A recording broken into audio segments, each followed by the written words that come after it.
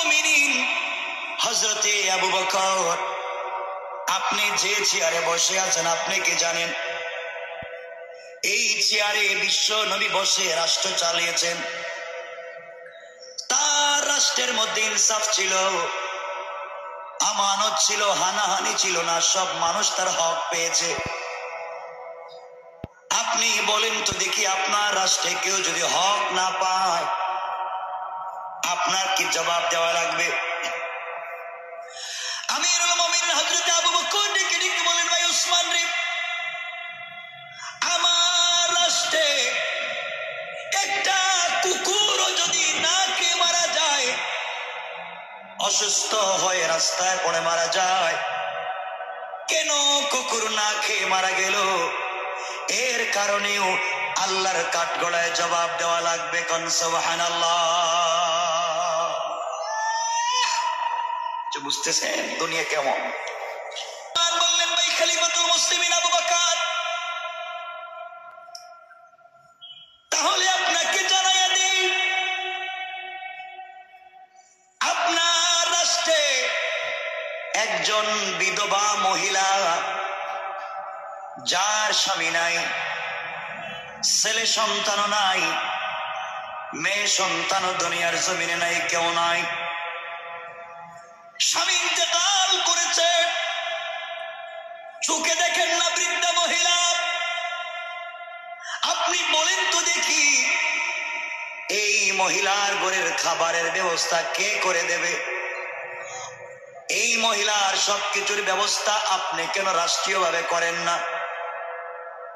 হযরতে আবু বকর ওসমানকে বলছেন, ভাই ওসমান, আমার রাজ্যে একজন বিধবা মহিলার কেউ নাই, কেউ যদি তার দায়িত্ব না নেয় রাষ্ট্র অবশ্যই তার দায়িত্ব নিবে। ওসমান রে, তুমি এই মহিলার বাড়ির ঠিকানা আমাকে দিয়ে দাও, মহিলার ঘরের যত খাবার লাগবে আমি ইসলামের রাষ্ট্রের বাইতুল মাল থেকে পৌঁছায়া দিব, পাঠায়া দেব। ওসমান গনি ডেকে ডেকে বললেন, খলিফাতুল মুসলিমিন আবু বকর, এই মহিলার খাবার আপনি পৌঁছে দিতে পারবেন ঠিকই, কিন্তু মহিলাকে রান্না করে খাওয়াবার মতো লোক নাই, মহিলার ঘর ঝাড়ু দেবার মতো কোনো কর্মচারী নাই, মহিলা অসুস্থ হলে সেবা করবার কেউ নাই, আপনি বলেন তো দেখি, আপনি খাবার পৌঁছে দিবেন ঠিকই, কিন্তু বিষয়গুলোর ব্যবস্থা কে করে দেবে? হযরতে আবু বকর ডেকে বলছেন, ভাই ওসমান, আমি বাইতুল মাল থেকে খাবারের ব্যবস্থা করে দিতে পারি, কিন্তু এই মহিলার জন্য খাদেম কর্মচারী কোথায় পাবো? রাষ্ট্র তো কর্মচারী দিতে পারে না, আমার কাছে এমন কোন কর্মচারী নাই, এই মহিলার খিদমত করতে হবে। সকল সাহাবীরা বসা। ওই সময় মদিনার রাষ্ট্রের প্রধান বিচারপতি, চিফ জাস্টিস হযরতে উমর ফারুক রাদিয়াল্লাহু তাআলা আনহু দাঁড়ায়া গেলেন আর ডেকে ডেকে বললেন, খলিফাতুল মুসলিমিন আবু বকর, এই বিধবা মহিলার জন্য খাবারের ব্যবস্থা আপনি করে দিচ্ছেন ঠিকই, রাষ্ট্রের পক্ষ থেকে খাবারের ব্যবস্থা হচ্ছে মানি, কিন্তু এই মহিলার একজন কর্মচারীর দরকার, কর্মচারী খুঁজে পাওয়া যাচ্ছে না, আমি প্রধান বিচারপতি এই মহিলার খাদেম হয়ে গেলাম। সুবহানাল্লাহ, জোরে পড়ে না। মুসলমানের আশ্চর্য হয়ে গেলেন, মদিনার রাষ্ট্রের প্রধান বিচারপতি, যার সুপ্রিম পাওয়ার রয়েছে, তিনি বলতেছেন নিজেই খিদমত করবেন। চিন্তা করেন, রাষ্ট্রে যদি কোরআন থাকে মানুষের ভিতরে অহংকার থাকবে না, মানুষের ভিতরে মমত্ব থাকবে, আদর্শ থাকবে, মানুষ পাবলিকের টাকা খেয়ে পাবলিকের কাছ থেকে ট্যাক্স নিয়ে কর্মচারী হইয়া মালিককে ধমকাবে না, পিটাবার কথা বলবে না। আমার বন্ধুগণ, আজকে কর্মচারী তার মালিককে মারতে চায়, পিটাতে চায়। মনে রাখবেন, দিন যদি করে যায় আর আল্লাহ যদি নমরুদের মতো কাউকে শাস্তা করতে চায়, তাহলে অবশ্যই ইব্রাহিমের মতো ঈমানওয়ালাকে পাঠাইয়া দিবে। ফেরাউনের মতো কাউকে যদি সাইজ করতে চায়, মুসার মতো ঈমানওয়ালা পাঠাইয়া দিবে। আল্লাহ রাব্বুল ইজ্জত ওয়াল জালাল পাঠাইয়া দিয়া ওই সমস্ত কুলাঙ্গারদেরকে সাইজ করে দিতে আমি আমার আল্লাহর 1 মিনিটও দেরি হবে না। কোন ঠিক কিনা?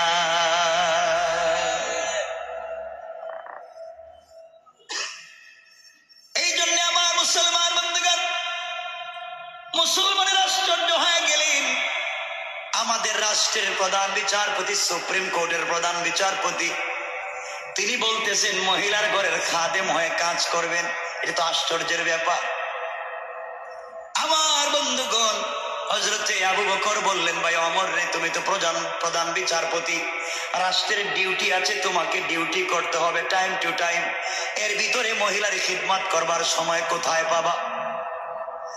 হযরত ওমর বললেন, খলিফাতুল মুসলিমিন, আমি রাষ্ট্রের পক্ষ থেকে যেই টাইমগুলো দিষ্ট, যতক্ষণ পর্যন্ত রাষ্ট্রের কাজ করতে হয় ততক্ষণ আমি রাষ্ট্রের কাজ করব, কিন্তু অফিসে যাওয়ার আগে আমি ওমর ওই মহিলার ঘরের সব কাজ করে মহিলাকে খাওয়াইয়া এরপরে আমি অফিসে যাব। কোন সুবহানাল্লাহ।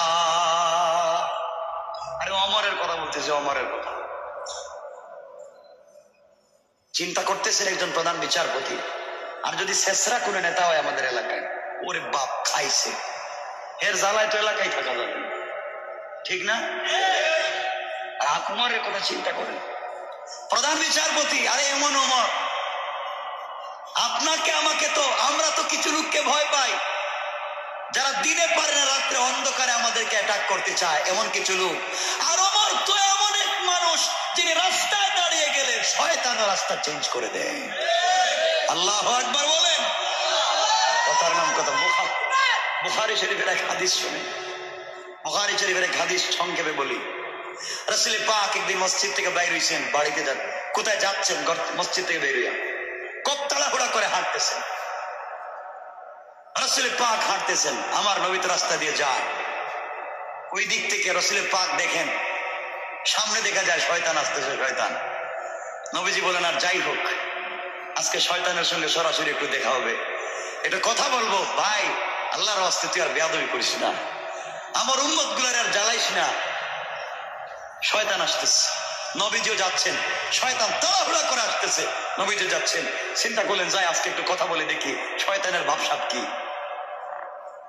নবীজি হাঁটতে হাঁটতে সামনে গেছেন, কিছু দূর গিয়ে দেখেন শয়তান রাস্তা চেঞ্জ করে জমিনে দিয়ে পোড়া উল্টা দৌড়তেছে, রাস্তা দৌড়ে মাটি দিয়ে। নবীজি চিন্তা করলেন, শয়তান দৌড়ায় কেন? এতক্ষণ আমার সামনে দিয়ে এলে রাস্তা চেঞ্জ করে উল্টা দৌড়ায় কেন? সমস্যাটা কি? রাসূল পাক পিছন দিকে তাকায় দেখেন হযরত ওমর আসতেছে। সুবহানাল্লাহ বললেন না? নবীজি বললেন, বুঝতে ধীরে শয়তান দৌড়াস কেন? আমার ওমর দেখছস, আসাদুহুম ফি আমরিল্লাহ। ওমর, ওমর তো আসাদ, কোনো কথা শুনবে না, সাইজ শুরু করে দিবে। এই জন্য এই সমাজের শয়তানদেরকে সাইজ করার জন্য আমরা আল্লাহকে বলি, আল্লাহ তুমি বলেছো কোনো নবী দিবা না, রাসূল দিবা না, কিন্তু ওমর আবু বকর দিবা না, এই কথা তো তুমি বলো নাই। ঠিক কিনা? আওয়াজ করে বলেন। এখন ওমরের দরকার। হযরতে আবু বকর ওমরকে বলছেন, ভাই প্রধান বিচারপতি, তুমি যদি এই মহিলার খাদেম হয়ে যেতে চাও আমার আপত্তি নাই, কিন্তু রাষ্ট্রের কাজগুলা টাইম টু টাইম আদায় করা লাগবে। রাষ্ট্রের কাজে ফাঁকিবাজি করা যাবে না। সময় মতো কাজ আদায় না করলে কিয়ামতের দিনে তোমার বিরুদ্ধে নালিশ করব। সবার সামনে হযরতে আবু বকর হযরত ওমরকে ওই দায়িত্ব দিয়ে দিলেন। আল্লাহু তাআলা দায়িত্ব নেওয়ার পরে পরের দিন দিন তাহাজ্জুদের নামাজ পড়ে, ফজরের নামাজ পড়ে, সকাল বেলা নাস্তা সেরে ঘর থেকে একেবারে বের হয়ে গেলেন। মহিলার বাড়িতে যাবেন, খিদমাত করবেন, কাজ করবেন, ওখান থেকে অফিসে চলে যাবেন। হযরত ওমর সকাল বেলা ওই মহিলার বাড়িতে গিয়ে দরজায় নক করে বললেন, আম্মা জান, আপনি দরজা খুলে দেন মা, আমি আপনার ঘরের দরজায় হাজির হয়ে গেছি। আমি আপনার ঘরের খাদেম, কর্মচারী, রাষ্ট্রের পক্ষ থেকে আমাকে দায়িত্ব দেওয়া হয়েছে। ঘরের ভিতর থেকে মহিলা জবাব দিচ্ছেন, যুবক রে, কে তোমাকে চিনতে পারলাম না, আমি চোখে দেখি না, তোমাকে চিনতে পারি নাই রে যুবক, কিন্তু তুমি আসার প্রায় 1 ঘন্টা আগে আরেকজন যুবক এসে আমার ঘরের সবগুলা কাজ করে দিয়া, আমার কাপড়গুলা ধৌত করে দিয়া, রান্না করে আমাকে খাইয়ে দিয়া চলে গেছে। সুবহানাল্লাহ, একটু জোরে পড়েন। হযরত ওমর আশ্চর্য হয়ে গেলেন, এই দায়িত্ব আমার আগে এই কাজগুলা কে দিয়ে করে চলে যায়, কে কাজগুলা করে দিয়ে গেল? চিন্তা করলেন আগামীকালকে আরো 1 ঘন্টা আগে যাওয়া লাগবে।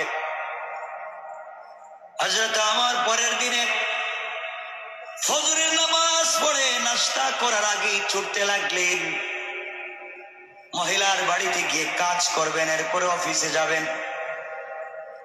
হযরত ওমর যখন পৌঁছে গেলেন, বাড়ির দরজায় নক করলেন, আর ডেকে ডেকে বললেন, আম্মা জান, আপনি বলেন তো দেখি, আপনার বাড়িতে কি কোনো কাজের প্রয়োজন আছে? কি করা লাগবে আমাকে একটু আপনি বলে দেন।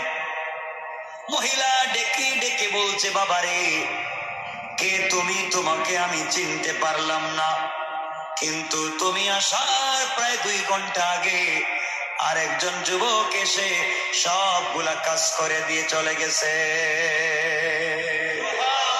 সুবহানাল্লাহ, একটু জোরে পড়েন। হযরত ওমর আশ্চর্য হয়ে গেলেন। 2 দিন চলে গেল, রাষ্ট্রের পক্ষ থেকে নির্ধারিত কর্মচারী আমি, কিন্তু আমি কাজগুলা করতে পারি না।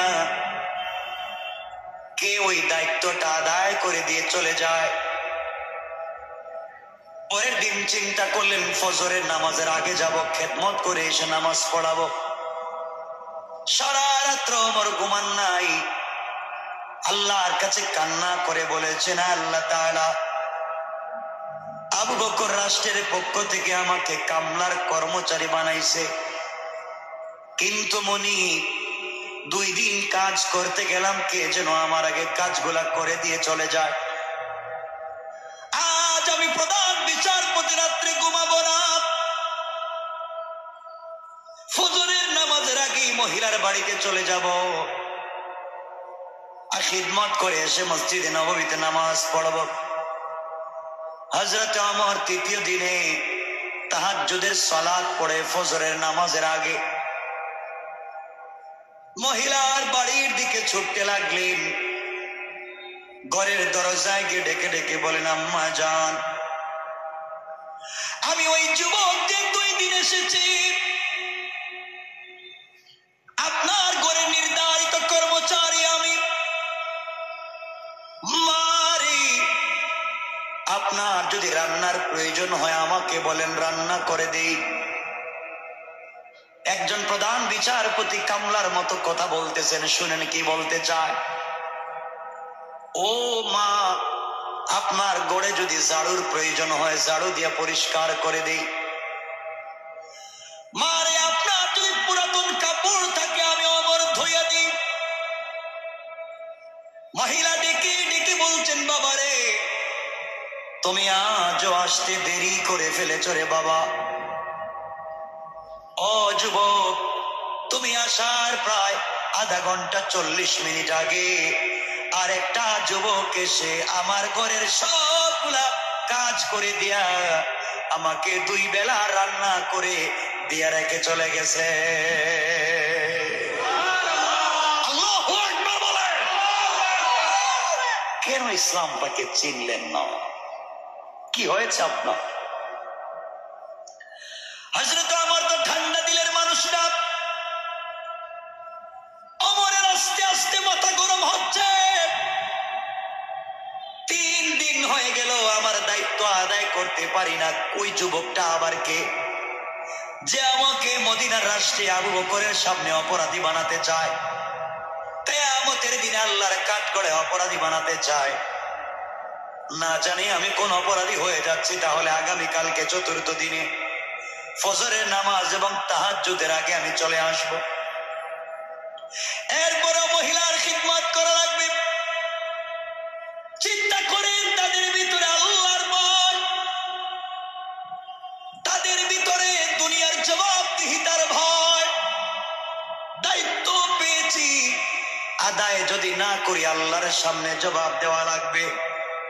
আর আমাদের বড় বড় নেতারা যখন দায়িত্ব পেয়ে যায় তখন কোটি কোটি টাকা নিয়ে কানাডা চলে যায়, ঠিক না?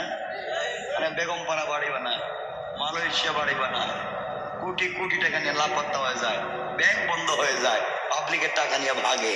আমরা নাকি নেতা পাইছি, সবগুলো অরিজিনাল টাটকা শয়তান আর টাটকা সুর, ঠিক কিনা বলেন?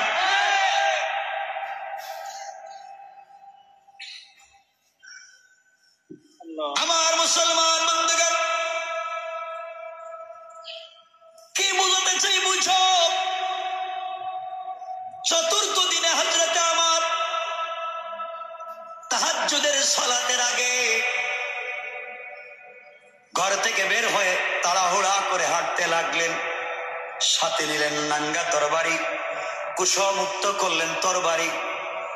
চিন্তা করলেন আজকে যাকেই রাস্তায় পাবো এই কাছাকাছি, মাথার থেকে শরীর আলাদা। আমার দায়িত্বে বাধা দিচ্ছ, সঠিক মতো আমি দায়িত্ব আদায় করতে পারি না। কে যুবক তুমি? আমার হেঁটে হেঁটে চলে গেলেন মহিলার বাড়ির দরজায়। আর চিন্তা করলেন এত গভীর রাত্রে মহিলার ঘরের দরজায় কেমনে নক করি, এটা তো আরো বড় অপরাধ। হযরতে ওমর দাঁড়ায় আছেন দরজার কর্নারে। শুনেন, ঘরের ভিতরে লাইটও জ্বলে, কথাও শোনা যায়। বুঝতে পারলেন কে যেন ঘরের ভিতরে ঢুকে পড়েছে।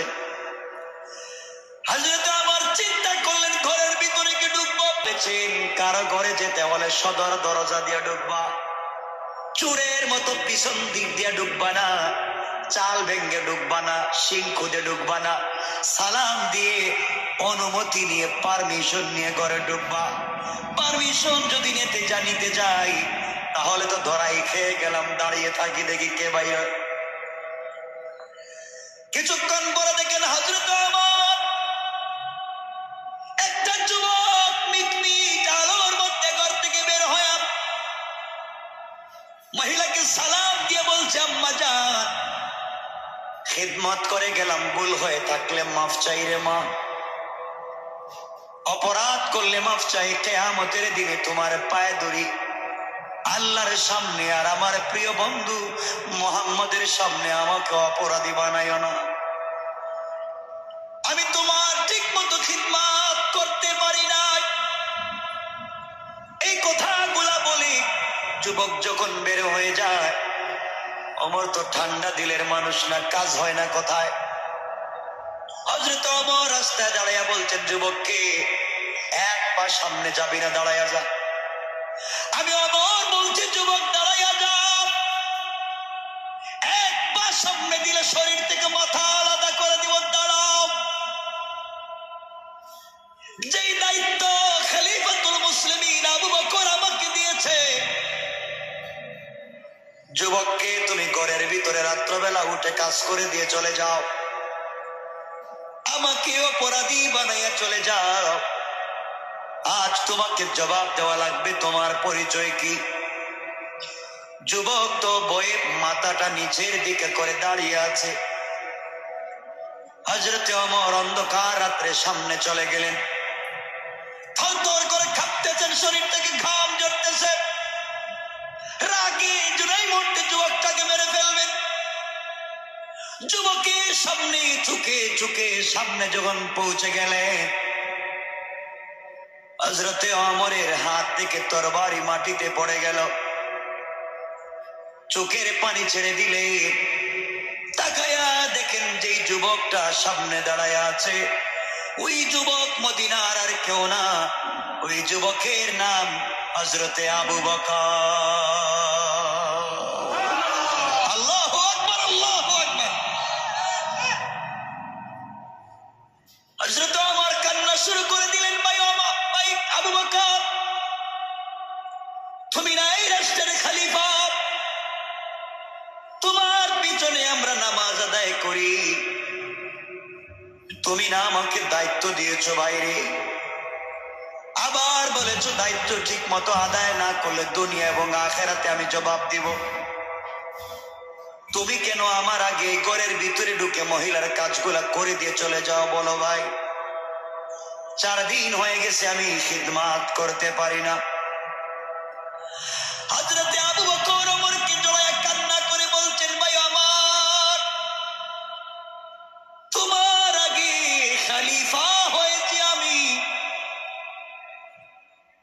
তোমার আগে কিয়ামতের দিন জবাব দেওয়া লাগবে আমাকে।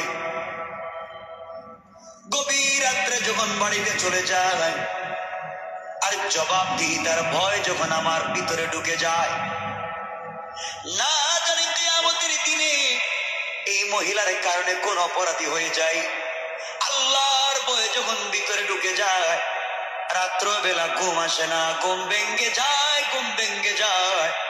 আর আমি তোমার আগে এসে ওই মহিলার খিদমত কাজগুলা করে দিয়া নবীকে জানাইয়া দিতে চাই, বন্ধুরে তুমি যে দায়িত্ব আমাকে দিয়েছো এই দায়িত্ব আমি ঠিক মতো আদায় করবার চেষ্টা করি।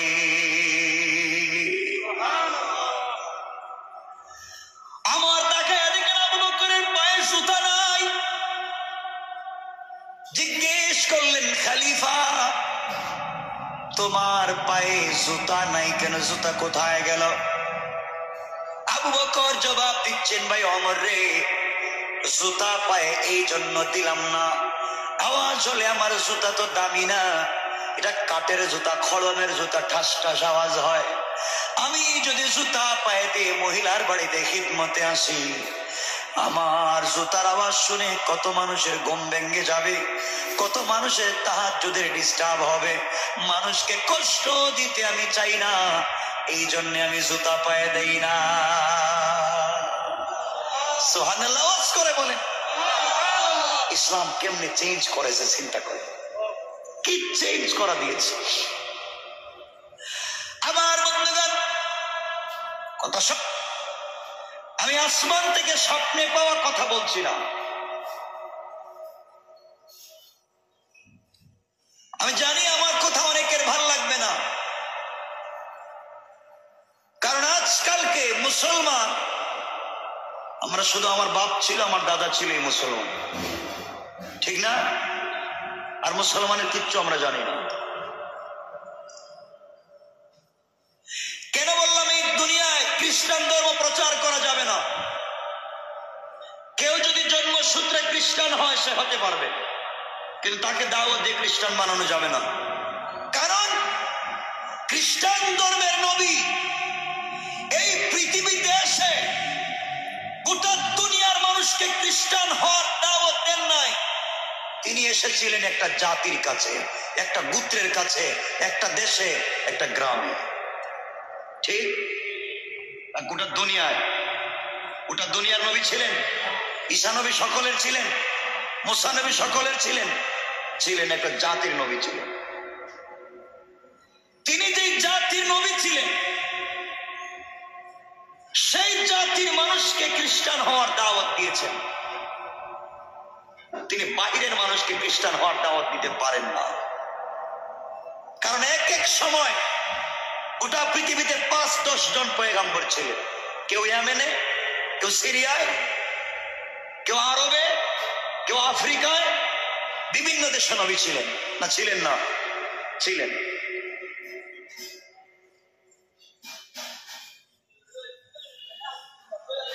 আমার দিকে তাকান, আমার দিকে তাকান। এই পৃথিবীতে খ্রিস্টান ধর্ম প্রচার করা যাবে না, ইহুদি ধর্ম প্রচার করা যাবে না, এটা অবৈধ। কারণ তাদের নবী সকলের না। ঈসা আলাইহিস সালাম সকলের নবী? সবাই বলেন, আওয়াজ করে বলেন। মুসা সকলের নবী না। সকল নবীকে আল্লাহ কোন গোত্রে পাঠিয়েছেন। মুসা বনি ইসরাইলের নবী। বনি ইসরাইলে আরো আল্লাহ অনেক নবী দিয়েছিলেন। ইউশা ইবনে নূন, হিজকিল, শামুয়েল, এদেরকে নবী বানিয়েছিলেন। দাউদকে নবী বানিয়েছিলেন। সুলাইমানকে নবী বানিয়েছিলেন গোত্রে। কিন্তু একমাত্র কেবলমাত্র আল্লাহ মুহাম্মদুর রাসূলুল্লাহকে বানিয়েছেন। তার কোন সীমানা নাই। তিনি বলেছেন, আমি মরে গেল পৃথিবীর যে কোনো জায়গায় থাকো না কেন, ওখানে গিয়ে ইসলাম ধর্ম প্রচার করতে হবে। ঠিক না? কিন্তু আপনারা বলেন, এই নবী আসার আগে আরো অনেক নবী ছিলেন, ওনার কোন অনুসারী কোন দেশে গিয়া খ্রিস্টান ধর্ম প্রচার করেছেন? প্রমাণ আছে কোন ইতিহাসে? কথা বলেন না কেন? নাই। প্রমাণ আছে? ইহুদি ধর্মের নবী তার দেশ ছাড়া অন্য দেশে গিয়া ধর্মের দাওয়াত দিয়েছেন। প্রমাণ আছে? নাই। এই জন্য কেউ যদি জন্মসূত্রে ইহুদি হয় হতে পারবে, জন্মসূত্রে খ্রিস্টান হয় হতে পারবে, কিন্তু তাকে দাওয়াত দিয়ে বানানো অবৈধ। দাওয়াত দিতে পারবে একমাত্র ইসলাম। ঠিক কিনা বলেন? তাহলে গোটা পৃথিবীতে দাওয়াত চলবে কোন ধর্মের? সবাই বলেন কোন ধর্মের? ইসলাম ধর্ম। গোটা দুনিয়ায় দাওয়াত চলবে ইসলাম ধর্ম, আর কোন ধর্ম চলবে না, আর কোন ধর্ম নাই। আল্লাহ বলছেন, আমি ইসলাম ধর্ম দিয়েছি তো সকল ধর্মকে বাতিল করেছি। ঠিক না? আমি মুহাম্মদের কাছে কোরআন দিয়েছি তো সকল কিতাবকে বাতিল করেছি। কারণ সকল কিতাব ছিল বিভিন্ন দেশের, বিভিন্ন গোত্রের। আর আমি আল্লাহ যেমন রব্বুল আলামিন, কোরআন তেমন হুদাল লিল আলামিন, মুহাম্মদ তেমন রাহমাতাল লিল আলামিন। একজন নবী দেখান যিনি গোটা বিশ্বের জন্য রহমত। নবী ছাড়া কেউ আছেন? আমার নবী ছাড়া কেউ আছেন? তাহলে আমার নবী সবার। একটা কিতাব দেখান যে কিতাবকে আল্লাহ বলছেন হুদাল লিল আলামিন, গোটা দুনিয়ার হিদায়াত একমাত্র বলেছেন কোরআন। ঠিক কিনা? তাহলে কোরআন ছাড়া অন্য কোন কিতাব গোটা দুনিয়ার জন্য হিদায়াত না। তাহলে বোঝা গেল আল্লাহ গোটা দুনিয়ার রব, কোরআন গোটা দুনিয়ার জন্য হিদায়াত, আর রাসূল পাক গোটা দুনিয়ার জন্য রহমত। ইহুদির জন্য রহমত, খ্রিস্টানের জন্য রহমত, মুসলমানের জন্য রহমত। গোটা বিশ্ববাসীর জন্য আল্লাহ রহমত বানিয়ে পাঠিয়েছেন বিশ্ব নবীকে। সুবহানাল্লাহ পড়ে। আর কোন ধর্ম প্রচার করা যাবে না, এটা অবৈধ। আর কোন ধর্মের কথা বলা যাবে না, এটা অবৈধ। কিন্তু দুঃখের কথা হচ্ছে, আমরা যারা মসজিদে আছি শুধু মসজিদে খিদমাত করতেছি, যারা মাদ্রাসায় আছি মাদ্রাসায় খিদমাত করতেছি, আমরা আমাদের বাচ্চাদেরকে কওমি মাদ্রাসা, আলিয়া মাদ্রাসায় পড়াচ্ছি। তো আমার দুঃখ হচ্ছে, আমরা বলি আমাদের কোন কোন আকাবির বলেন ছেলেকে বড় হুজুর বানাও। তো বড় হুজুর বানালে কি হবে? যে দেশের এসপি, ডিসি, মন্ত্রী, এমপিরা এইসব মুসাফা করবে, লাইন দিবে, দাওয়াত দিবে, হাদিয়া দিবে। ঠিক না? কথা বলেন না কেন? ঠিক না? দেয় না? বড় বড় হুজুরদের কাছে এসে এমপি মন্ত্রীরা বসে থাকে, লাইন দিয়ে মুসাফা করে। এটাকে আপনি মনে করবেন সৌভাগ্যবান?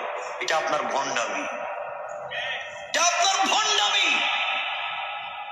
মানে রাখবেন, গোটা দুনিয়ায় যদি আব্দুল কাদের জেলানির মতো পীরেরা বলে যায়, আর রাষ্ট্রীয়ভাবে আপনি ইসলাম কায়েম করতে না পারেন, আপনি যদি প্রশাসনে মুসলমানের বাচ্চা পরহেজগার নামাজ ওয়ালাকে পয়দা করতে না পারেন, একদিন মাদ্রাসা থাকবে খুলতে পারবেন না, এইভাবে মাইক থাকবে চালাতে পারবেন না, বক্তা থাকবে ওয়াজ চলবে না। ঠিক কিনা বলেন?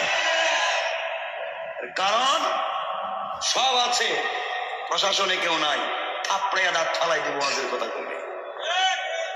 আর আজকে যদি মাদ্রাসায় পড়নেওয়ালা, কোরআনের হাফেজ, বড় আলেম আজকে এসপি হতো, ডিসি হতো, এডিশনাল এসপি, ডিআইজি হতো, আইজিপি হতো, 50-60টা এসপি যদি বাংলাদেশের ভিতরে আলেম থাকতো, এই বাংলাদেশে কারো সাহস নাই কোরআনের মাহফিলকে বন্ধ করে দেওয়া। আলেম তো অভাব নাই।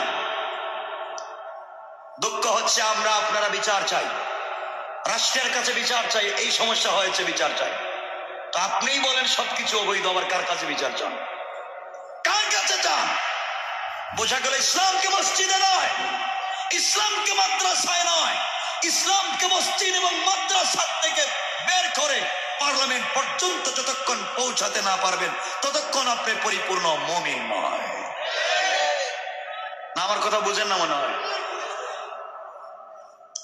আমি সারাদিন সারা জিন্দেগি যদি বমসার আর গোপালগঞ্জে ওয়াজ করি, নামাজ পড়ো নামাজ পড়ো, নামাজ না পড়লে খবর আছে, কে শুনলো আর কে না শুনলো কিছু করার আছে? কথা বলেন না কেন? কিন্তু এই কথাটাকে যদি সংসদে দাঁড়িয়ে কেউ বলে 5 মিনিট আর আইন করা হয় আগামীকালকে থেকে ফজরের নামাজ না পড়লে 6 মাসের জেল, তাইলে দেখবেন হিন্দুরাও মসজিদে লাইন দিব। কথা বলেন ঠিক কিনা? 50 বছর মাটি চিল্লাইয়া, 50 বছর মাটি চিল্লাইয়া যা লাভ হবে 1 মিনিট সংসদে দাঁড়িয়ে বললে তার চাইতে 1000 গুণ বেশি লাভ হবে।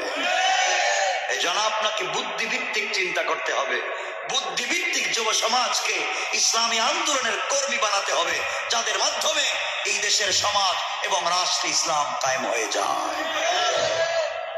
আমার কথা কি ভুল বুঝছেন আপনারা? আপনারা ভুল পথে আছে। মনে রাখবেন নামাজ যেমন পড়া ফরজ, ফরজ না, নারীদের জন্য পর্দা করা তেমন ফরজ, জিহাদ করা সেম ফরজ, রাষ্ট্রীয়ভাবে ইসলাম কায়েম করাও সেম ফরজ, ঠিক না? তো আপনি বুঝেন না, আপনি ভুল পথে চলেন। আপনি আমি আমাদের বাচ্চাদেরকে মাদ্রাসায় যে কোরআন এবং হাদিস শিখাই, যে ফতোয়া গুলা শিখাই, তাদেরকে শিখাচ্ছেন কেন? ওরা তো বাস্তব লাইফে প্রতিষ্ঠা করতে পারে না। আপনি জিহাদের ওয়াজ শুনাইলেন, তারে হাদিসে পড়াইলেন জিহাদের হাদিস, বাস্তবে তো সমাজে প্রতিষ্ঠা করলি জঙ্গি আর তালেবান কয়ে মাইর দিব। তাহলে আপনার বাচ্চাকে আপনি পড়াচ্ছেন কোরআন আর হাদিস, আর ও রাস্তায় বললে যখন তাকে তালেবান আর জঙ্গি বলে, তখন আপনি উস্তাদ কই থাকেন? কোথায় থাকেন? আপনি আপনার ছেলেকে বলেন না ওটা তো কোরআন হাদিসের কথা বলতেছে, ওকে তালেবান বলো কেন? বোঝা গেল আপনার পড়ানো ব্যর্থ যতক্ষণ পর্যন্ত আপনি মাঠ তৈরি না করবেন। আমাদের কপাল খারাপ। আমরা বলি কাশ্মীরে, আমরা বলি এক সময় আলহামরা গ্রানাডা ছিল আমাদের, স্পেনের মধ্যে বিশাল বিশাল জ্ঞান রাজ্য ছিল ওই জায়গায়, ওটা পৃথিবী স্পেন আর গ্রানাডা থেকে নিয়েছে জ্ঞান। আমরা যখন বলি সমরকন্দার বুখারায় ছিল হাজার হাজার মাদ্রাসা, এগুলো এখন গেল কই? কথা বুঝেন আমার? এগুলা গেল কই? আমরা আজকে নতুন নতুন মাদ্রাসা বানাচ্ছি, আমাদের 200-400 বছর আগে এভাবে নতুন নতুন মাদ্রাসা বানানো হয়েছে, এগুলা গেল কই? একটু চিন্তা করেন বিবেকের কাছে। মাদ্রাসা তো হচ্ছে, এগুলা যায় কই? এই ভারত উপমহাদেশ মুসলমানেরা শাসন করেছে 850 বছর। কত বছর? 850 বছর। ইন্দোনেশিয়ার জাকার্তা থেকে মরক্কোর রাবাত পর্যন্ত 850 বছর শাসন করেছে মুসলমান। আপনারা বলেন যে ভারত শাসন করলো মুসলমান, আজ কি ভারতে মুসলমান নাই? ঠিক না? ভারতে মুসলমান আছে? নাই। আরে নাই। হিন্দুদের চাইতে মুসলমান তো 100 গুণের 10 গুণ, 10 ভাগ। এত মুসলমান গেল কই? যেই মুসলমানরা তাজমহল বানাইলো, যেই মুসলমানরা বড় বড় কেল্লা বানাইলো, দিল্লির কুতুব মিনার বানালো, না বানায় নাই? দিল্লির শাহী মসজিদ বানালো, এরা গেল কই?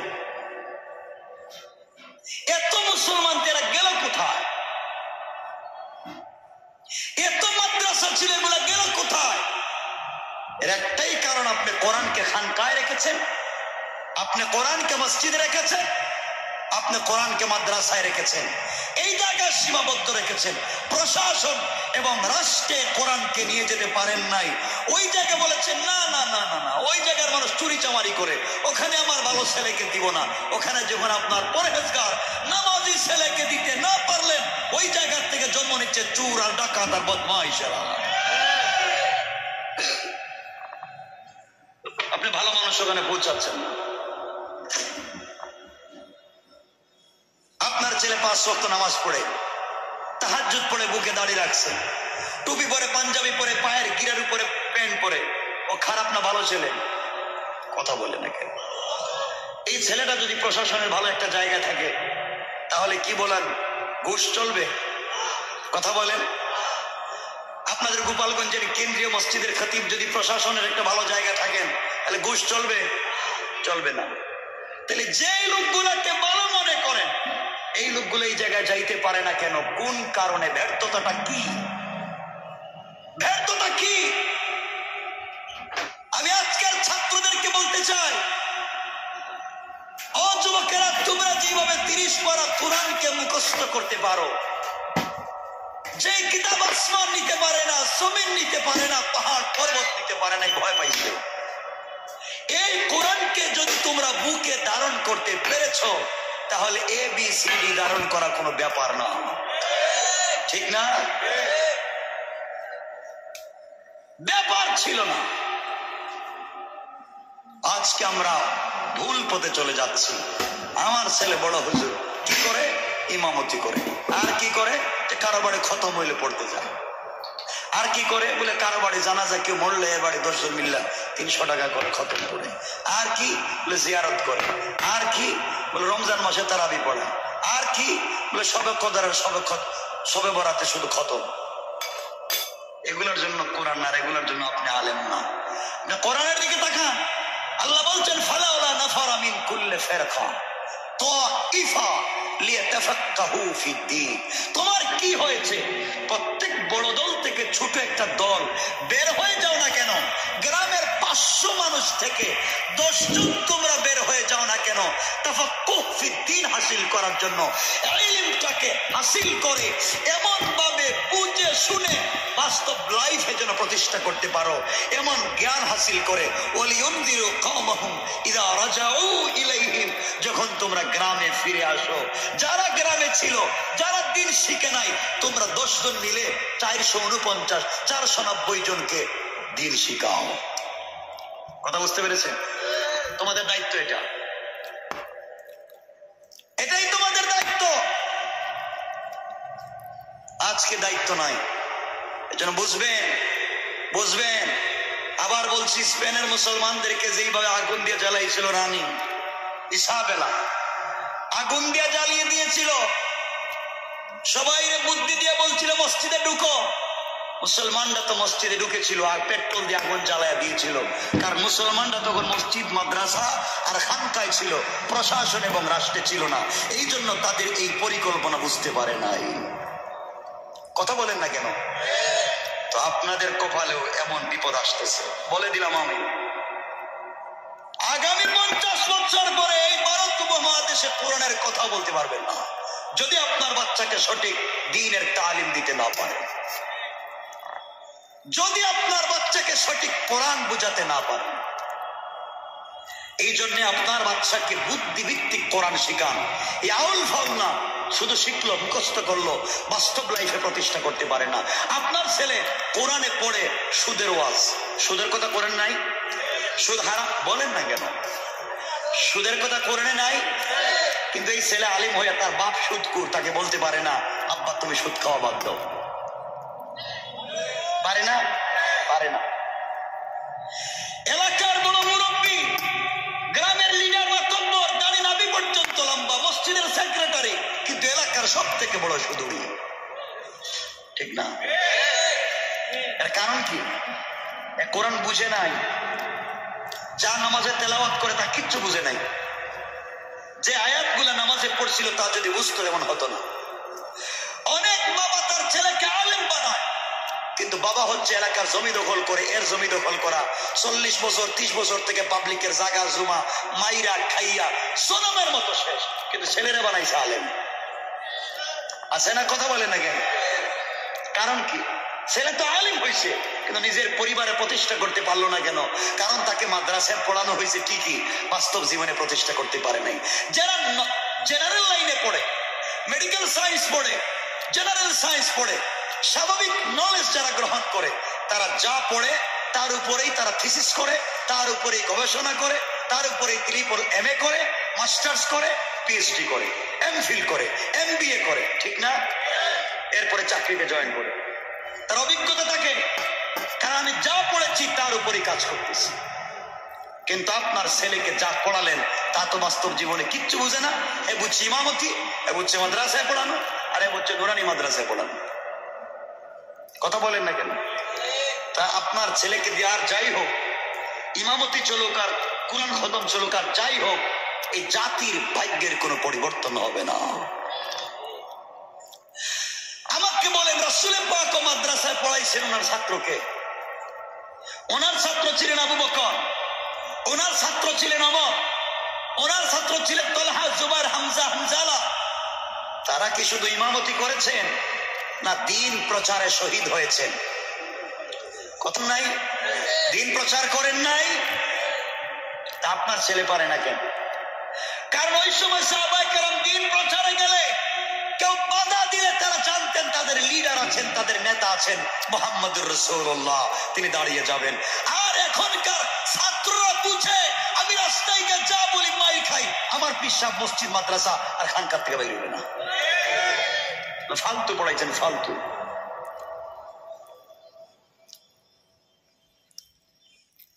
এই শিক্ষিত যুবকদের নেতাকে আপনি বিকলাঙ্গ করতেছেন, ওদেরকে প্রস্ফুটিত হতে দিচ্ছেন না। এই জন্য আমার বন্ধুগণ, আল্লাহর ওয়াস্তে আপনাদেরকে বলছি, আপনাদের বাচ্চাকে মাদ্রাসায় পড়ান, আলেম বানান, হাফেজ বানান, পাশাপাশি তাদেরকে জেনারেল লাইনে এমন শিক্ষা দেন যেন তারা সমাজের, রাষ্ট্রের বিভিন্ন জায়গায় পৌঁছে যায়। কারণ আপনার ছেলে যদি নামাজি হয়, আপনার ছেলে যদি কোরআনের হাফেজ হয়, আপনার ছেলে যদি আলেম হয়, আর ও যদি সচিবালয়ে যায়, তাহলে ঘুষ খাবে না। ঠাকুর মশাই, পুজোর জন্য সব রেডি। তাহলে কোথায় নাড়ু? আমি কি ভুল বলতেছি? আপনি কেন পারেন না? আপনি কেন পারেন না? এই জন্য আল্লাহর ওয়াস্তে ভুল বলতে যাইয়েন না। যারা আলিম উলামাকে গালি দেয়, যারা হুজুরদেরকে নিয়ে টিটকারি করে, দেখবেন ও 6 বছরে একদিন নামাজ পড়ে নাই, এজন্য গালি দেয়। যারা নামাজি, যারা আল্লাহওয়ালা, তাদের ভিতরে আল্লাহর ভয় থাকে, আল্লাহর ভয় থাকে। আপনাদের অনেক নেতা আছেন, আপনারা রাজনৈতিক যে কোনো দল করেন, যার যা মন চায় ভালো লাগে করেন, এটা আপনার ব্যক্তিগত ব্যাপার, যা মন চায় করবেন। আপনার কাছে, আপনার জিন্দেগিতে মনে রাখবেন, আপনার নেতার লিডার যত বড় ব্যক্তি হোক না কেন, আমার রাসূলের উপরে না। এই জন্য আমি আসছি আজকে, আগে বলছি খুব কথা বলবো না। আপনাদেরও নেতা আছেন, আমারও নেতা আছে, আপনাদেরও নেতা আছেন। আপনি কোন নেতার কর্মী, আমি একজন নেতার কর্মী, আমার একজন নেতা আছেন। আমি আসছি আমার নেতার কথা বলতে। ভালো লাগলে আমার নেতার নাম, নেতার কথা শুনবেন, ভালো না লাগলে শুনবেন না। ভালো লাগলে তাকে মানবেন, ভালো না লাগলে তাকে মানবেন না। মনে রাখবেন, আপনি যত পার্সিয়ালিটি করেন, আপনি যত ধান্দা বান্দা করেন, আজরাইল কিন্তু আপনার পিছনে আছে। যদি থাপ্পড় দিয়ে ফালায় দেয়, কবরে গিয়ে জবাব দিতে পারবেন না। আপনার পীরও আপনার সাথে যাবে না, আপনার নেতা আপনার সাথে যাবে না, আপনার কর্মীও যাবে না। কবরের জবাব দেওয়া লাগবে আপনাকে, আপনাকে। নাই কথা বুঝেন না? বুঝতে অসুবিধা হয়? আপনাদের নেতা আছেন, বহুত নেতা আছেন, নামাজ পড়ে না, সুদ খায়, ঘুষ খায়, পাবলিকের জায়গা জমি দখল করে, কালবাড়ের টাকা মাইরা খায়। আর আমার একজন নেতা আছেন, যেই নেতা তার 63 বছরের জিন্দেগিতে একটা মিথ্যা কথা বলে নাই। আমি যাকে নেতা মানি, আমার নেতা তার 63 বছর জিন্দগিতে একটা আমানতের খেয়ানত করে নাই। আমার নেতা তার 63 বছরের জিন্দগিতে কারো গীবত শিকায়ত করে নাই। আমি যাকে নেতা মানি, আমার নেতা তার 63 বছরের জিন্দগিতে কাউকে একটা জোরে গালিও দেয় নাই, থাপ্পড়ও মারে নাই। ঠিক কিনা বলেন? আমার নেতা। আমি তো এমন একজনকে নেতা মানি যে আমার নেতার পিছনে একসাথে 70 লক্ষ ফেরেশতা নামাজ আদায় করেছে। আমি তো এমন একজনকে নেতা মানি যেই নেতার পিছনে আদম সফিউল্লাহ, ইব্রাহিম খলিলুল্লাহ, মুসা কালিমুল্লাহ, ঈসা রূহুল্লাহ, লক্ষাধিক আম্বিয়া কেরাম আমার নেতার পিছনে ছিলেন মুসল্লি, আমার নেতা ছিলেন ইমাম। ঠিক কিনা? এই নেতার কথা বলতেছি। এই নেতার চরিত্র মানেন না কেন? বিশ্বনবীকে মানেন না কেন? নবীজিকে মানেন আপনি শুধু মিটার সুন্নতে, আপনার ছেলের খতনা করেন, এটা সুন্নত, ঠিক না? মুসলমানই এটা সুন্নত। কিন্তু সুদ ছাড়া লাগবে, ঘুষ ছাড়া লাগবে, মিথ্যা বলা ছাড়া লাগবে, এগুলার ছাড়ে না। কথা বলেন? আপনি যত বড় বুজুর্গ হন, কিয়ামতের দিন জবাব দেওয়া লাগবে। এই জন্য বন্ধুগণ মনে রাখবেন, এই দুনিয়া হঠাৎ একদিন শেষ হয়ে যাবে, সকলকে ইন্তেকাল করা লাগবে, কবরে যাওয়া লাগবে, কোন জবাব দিতে পারবেন না আল্লাহর সামনে দাঁড়িয়ে। এই দুনিয়ার জমিনে আল্লাহকে চিনেন, আল্লাহকে ভালো করে মানেন। আল্লাহ বলছেন, গোলাম তুই আমাকে মান, আমার পথে চল। আমি বারবার বলি, রাসূল পাকের সাহাবীরা রাসূলের কাছে কোরআন শিখেছেন, আর কিচ্ছু শিখেন নাই, তারা শুধুমাত্র একটা বই পড়েছেন, এই বইয়ের নাম আল কোরআন। কথা বলেন না কেন? সাহাবায়ে কেরাম পড়েন নাই? কয়টা বই পড়ছেন? একটা। তার নাম কি? এই একটা বই পড়ে তারা সমাজ চালালেন, রাষ্ট্র চালালেন, না চালান নাই? একদিন দুই দিন, দীর্ঘদিন পর্যন্ত দুনিয়া শাসন করেছেন। হযরত ওমর তো জাহান, এই পৃথিবী শাসন করেছেন শুধুমাত্র কোরআন দিয়া। ঠিক না? এই কোরআন সমাজে প্রতিষ্ঠা করেন, কোরআন রাখছেন মসজিদের ভিতরে, বাইরে কারোর দরকার নেই, শুধু ইমামতি চলবে, শুধু ইমামতি, আর কারো লাশ নিয়ে এলে জানাজা চলবে। কিন্তু কোরআনের ভিতরে আল্লাহ যত বিধান দিয়েছেন, এগুলা সমাজে প্রতিষ্ঠা করতে পারেন না। সমাজ যদি প্রতিষ্ঠা করেন, আজকালকের পাতি নেতার কারণে এলাকায় থাকা যায় না। শেষরা নেতা, শেষরা চিনেন? বড় নেতার সঙ্গে যারা সেলফি উঠায়, শেষরা। এই শেষরাদের কারণে সমাজে চলা যায় না। আর আরে শোনেন, আমার নেতা কেমন ছিলেন, আমার নেতার চরিত্র কেমন ছিল। আমার মুসলমান বন্ধুগণ, গভীর মনোযোগ। এই দুনিয়ার জমিনে আখিরি জামানার পয়গম্বর জনাবে মুহাম্মদুর রাসূলুল্লাহ সাল্লাল্লাহু আলাইহি ওয়াসাল্লাম দুনিয়ার জমিন থেকে ইন্তেকাল করবার পরে এই দুনিয়ার জমিনে মুসলমানেরা হযরতে আবু বকরকে আমিরুল মুমিনিন বানালেন। খলিফাতুল মুসলিমিন হযরতে আবু বকর বিশ্ব নবী সাল্লাল্লাহু আলাইহি ওয়াসাল্লাম যাকে নিজের কাছে বসাতেন, আদর্শ শিক্ষা দিয়েছেন, সে আবু বকর যখন খলিফাতুল মুসলিমিন, তখন প্রধান বিচারপতি হচ্ছেন হযরতে ওমর। কথা কি বুঝতেছেন আমার? হযরতে ওমর ফারুক প্রধান বিচারপতি, হযরতে আবু বকর রাষ্ট্রের খলিফা। কোরআন দিয়ে রাষ্ট্র চলে।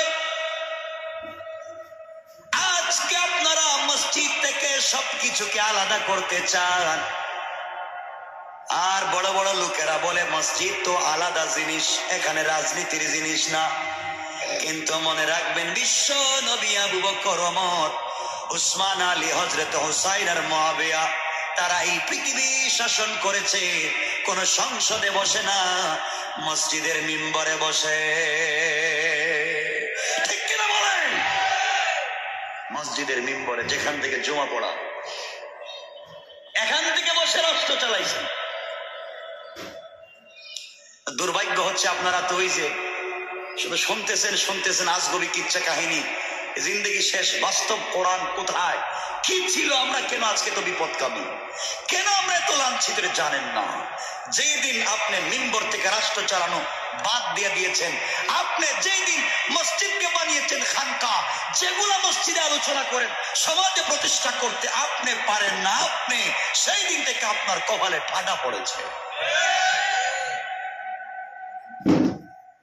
মরবেন তো খবর আছে, গিয়া দেখেন কবরে, বললাম গিয়া দেখেন কবরে, ওখানে গিয়া বলবেন আল্লাহ, বলবেন কি করছো, তো ইমামতি কো যা, এদিকে যা, কথা আছে তোর সাথে।